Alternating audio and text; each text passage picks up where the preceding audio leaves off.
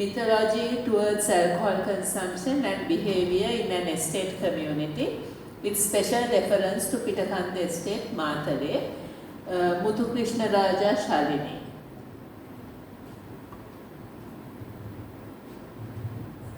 Impact on participants' knowledge, attitudes, and behaviors, as well as their perceptions of its effectiveness. Young people in higher education are particularly vulnerable to substance use due to the exposure to peer pressures, academic stress, and newfound independence.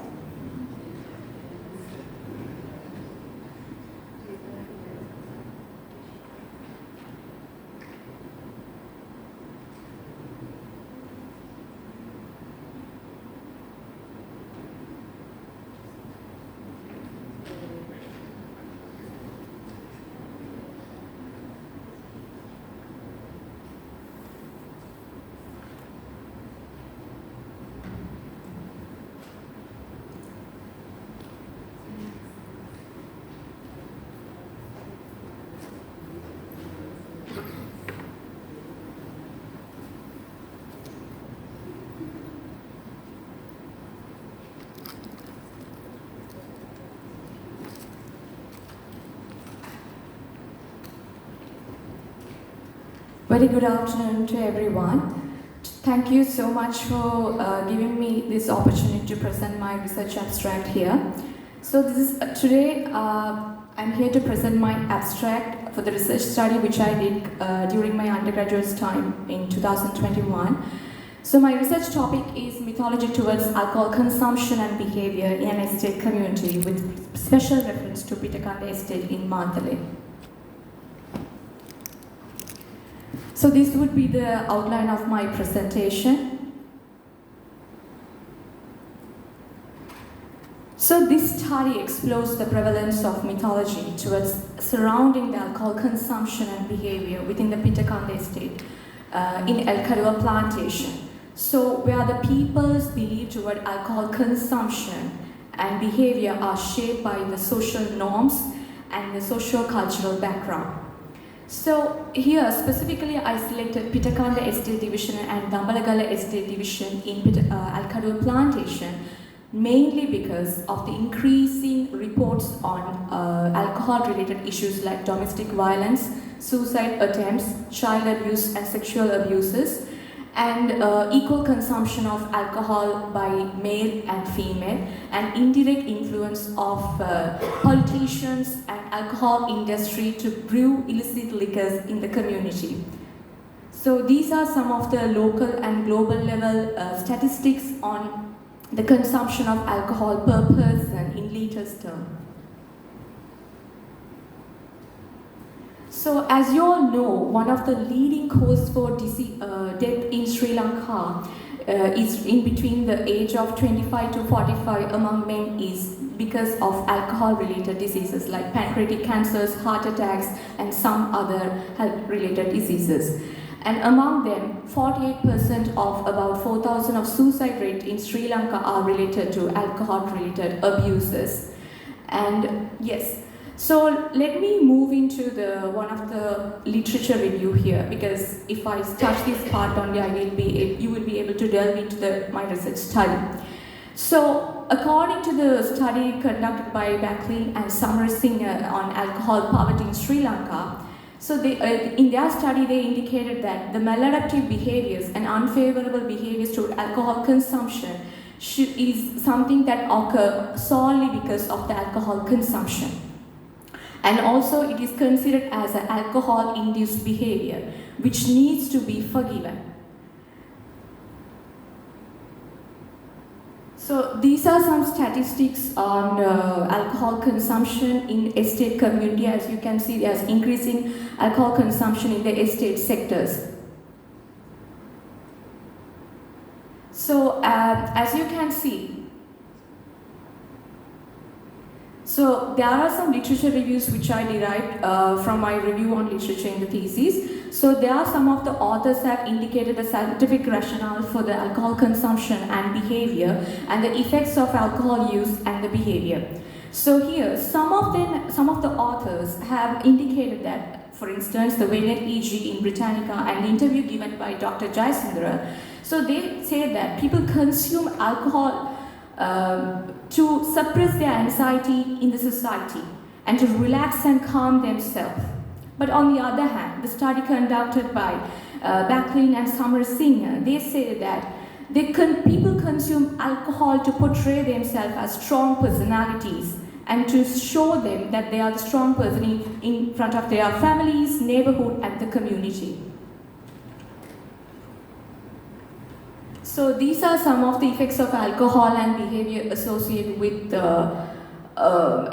some of the authors have indicated. So these are some sort of scientific rationale where they say that alcohol is used as a depressant. It affects the central nervous system. And some use alcohol, they say that some, when they consume alcohol, they can bring about this strong personality. A calmer person become aggressive and a strong person.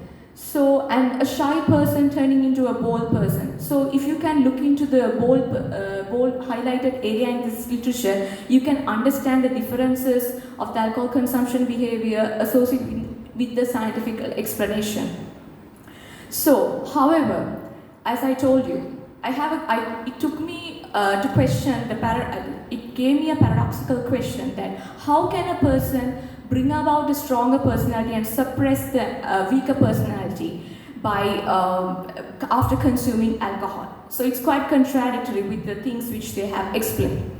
But one thing is clear that behavior, this alcohol-associated behavior is not a result of chemical reaction of alcohol, but it is a merely alcoholic culture created in the mind, which is influenced by the existing permissive norms in the society that is created towards alcohol consumption and behavior. So these are some of the theoretical frameworks which I used for my thesis, the research study.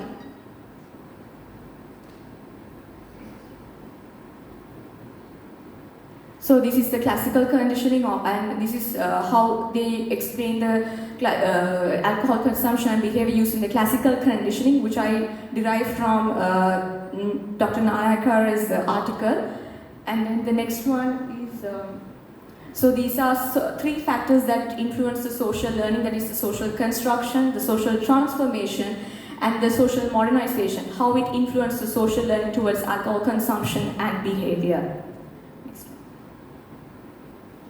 So when you moved on to my research problem, so people have examined this alcohol consumption behavior from sociological and psychological aspect. But there is often a gap because they do not combine these together and view to explain this mythology toward alcohol consumption from a psychosocial aspect. So which leads to a discrepancy between the social beliefs and scientific facts. So in my research, I try to bridge that gap by identifying the difference between the scientific evidences and mythological beliefs about alcohol consumption and behavior. So this would be my research question. So my main research objective is to examine the perception towards alcohol consumption and behavior in an estate community. And my next objective is to identify the difference between scientific facts and mythological beliefs towards alcohol consumption and behavior. So as my research methodology, I use exploratory research design. So because I'm using the mixed methodology for my research study, because I wanted to understand why people behave as they say once they consume alcohol, and why such prevalence of mythology is there towards alcohol consumption and behavior. So I wanted to explore more in depth and to understand why such things are prevalent or exist in specific to this estate community.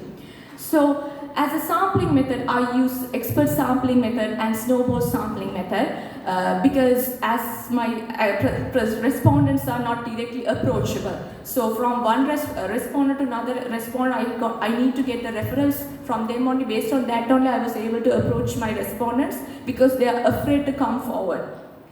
And my sample size was 32, and this is my sample size. So these are my data collection method, and the analysis, for the analysis part I use the thematic analysis, and for quantitative I use the Excel sheet like tabulations, storybook and frequency table and pie charts.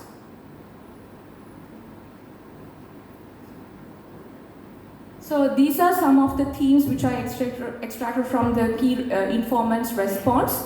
So to analyze in depth about this alcohol consumption and behavior. So based on these major findings, I want to look at the reasons for alcohol. So the male respondents have told that they have consuming alcohol to get relief from the body ache and to relief from the stress. And as you can see, they also started their first drink at the age of 15 to 20. And if I move into the females respondent,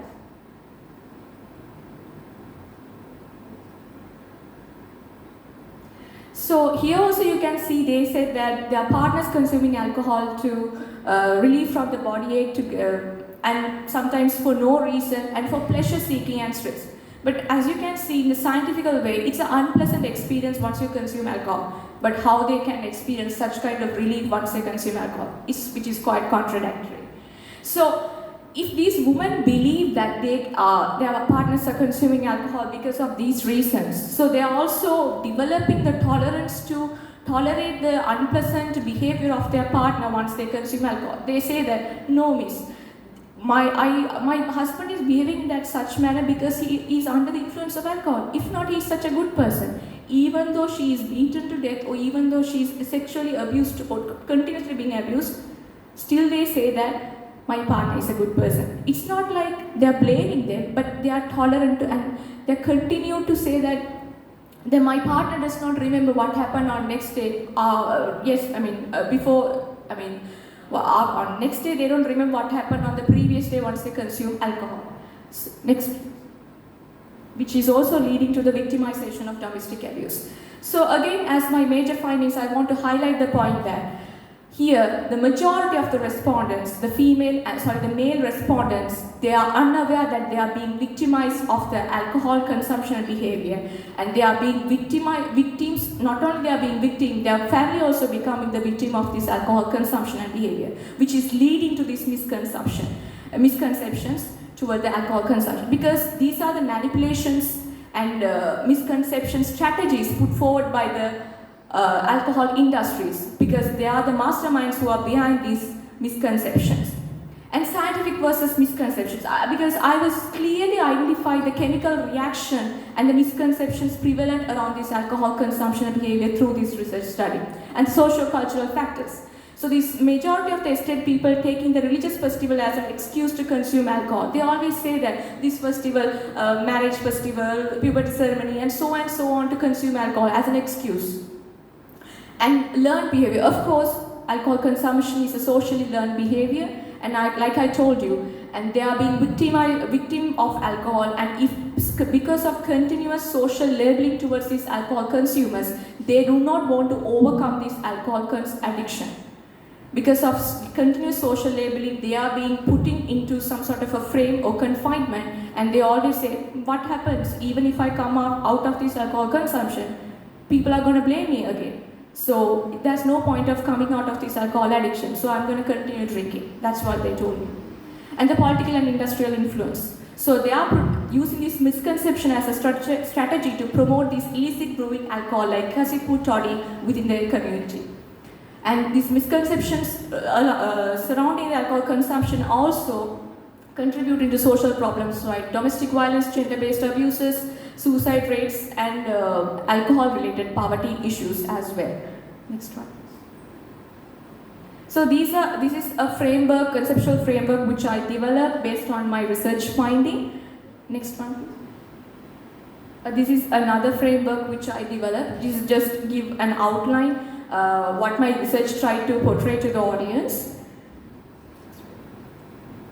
And this would be my recommendation to my audience, because I always try to emphasize the point that look at the alcohol consumer as victims, not as criminals, and try to empathetically respond to them, and to create TOT programs for youth people and community leaders within the community, and also provide training program for CBOs and CSOs, because it should not be some sort of awareness program. It should be role play. The wife and the partner should be there in the program, so that we can do some practical sessions with them through the role play. And incorporating alcohol prevention and scientific rationale behind this alcohol behavior in the school curriculum, and developing digitalized app to track the alcohol promotion in the social media, because lately I've seen that youth are promoting this alcohol using this social media. So it would be better if we can do some develop some sort of digitalized app to track this. And also and sometimes these alcohol industries use these surrogacy advertisements using this TV, like some of you from the audience told that they are using these Tamil South Indian movies to promote this alcohol consumption and behavior and drug addictions as well. So if we can develop some TV advertisements, this is something we call in psychological term classical conditioning. So if we can do some classical conditioning based TV advertisements to debunk this myth related to alcohol consumption and behavior, it would be great to prevent these issues that emerge out of this alcohol consumption and behavior. And psychosocial interventions to aid plantation community to overcome these alcohol related issues, and also to introduce Prochaska model or transaction model to health sector officials, and providing training on how to use this Prochaska model with the alcohol addiction people, and to implement this in the rehabilitative programs. And also these are some of the recommendations given by some of my respondents, that is to remove these illegal alcohol brewing taverns in the estate community. That would be all. This is my reference. Thank you.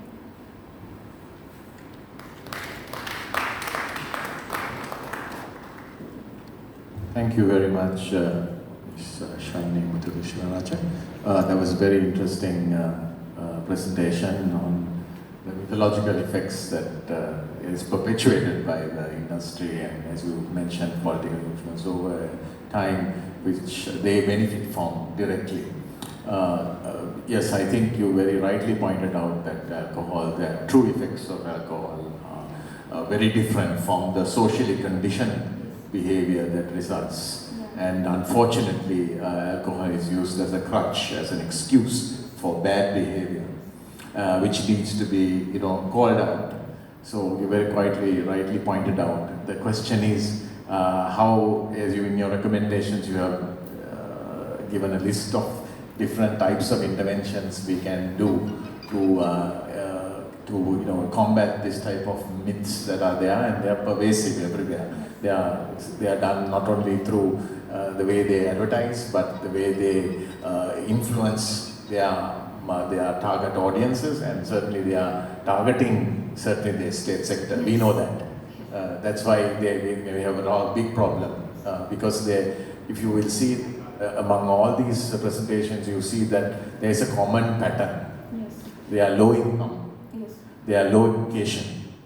The environment is conducive to these, and you see this running throughout all the presentations that we have heard from, and they are susceptible, and then this accessibility is promoted. Yeah.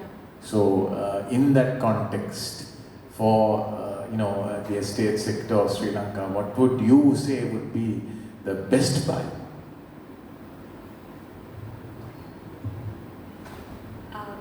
Again, I have to say, when I was doing this research, sir, I had to face a limitation because the estate management didn't allow me to do this research, particularly in this community, because they were also kind of involved in this indirectly, because some of them told that the politicians are also giving bribes to these people.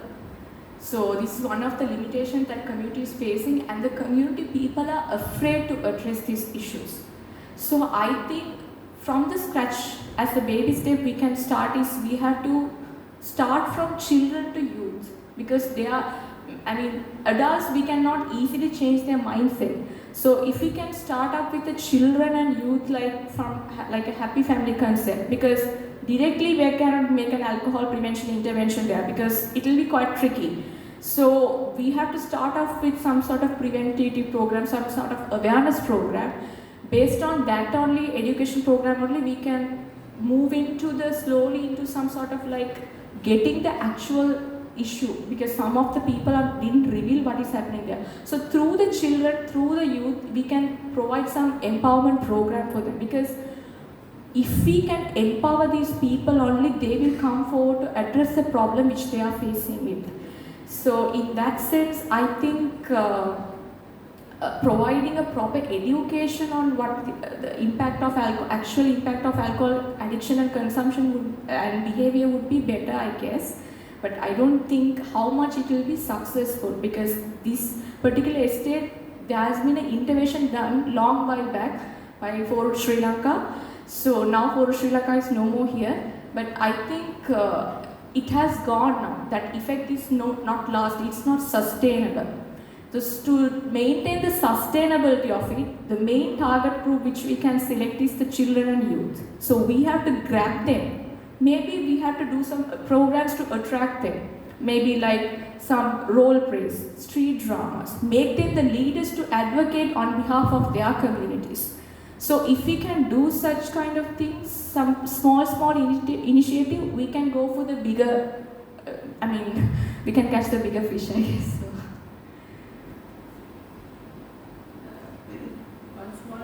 One small question is this research done for an academic purpose? Yes, for my undergraduate thesis. Okay, where are you based now? I am currently doing visiting lecture at Tehran University. Okay. I'm from social work background. For my social work degree, I conducted this research study, but unfortunately I didn't get a platform to publish this, so that's why I had to wait for this long to present this in this platform. Okay, thank you. Okay. Any questions?